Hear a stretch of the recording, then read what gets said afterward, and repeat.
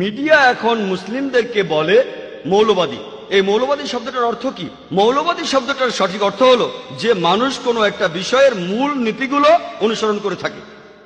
যেমন ধরুন, যদি কোনো লোক সে হতে চায় একজন বিজ্ঞানী, তাহলে তাকে বিজ্ঞানের মূল নীতিগুলো মেনে চলতে হবে। যদি সেই লোক বিজ্ঞানের ব্যাপারে মৌলবাদী না হয়, সে ভালো বিজ্ঞানী হতে পারবে না।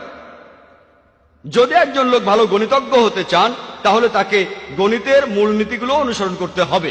যদি সেই লোক গণিতের ব্যাপারে মৌলবাদী না হয়, সে ভালো গণিতজ্ঞ হতে পারবে না। আপনারা সব মৌলবাদীদের এক মাপকাঠি দিয়ে মাপতে পারবেন না যে তারা সবাই ভালো বা সবাই খারাপ। মৌলবাদীরা যে যে ক্ষেত্রে মৌলবাদী সেটা দেখেই আপনাদের তাদের বিচার করতে হবে। যেমন ধরুন, একজন লোক মৌলবাদী ডাকাত, তার কাজ ডাকাতি করা, সে সমাজের জন্য ক্ষতিকর। আর অন্যদিকে একজন লোক মৌলবাদী ডাক্তার, যে লোক হাজারো মানুষের জীবন বাঁচায়, সে সমাজের জন্য উপকারী। সব মৌলবাদীকেই এক মাপকাঠিতে মাপতে পারবেন না।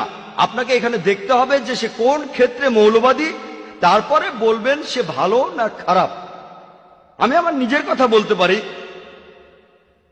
আমি একজন মৌলবাদী মুসলিম, আর আমি মৌলবাদী হিসেবে নিজে গর্বিত।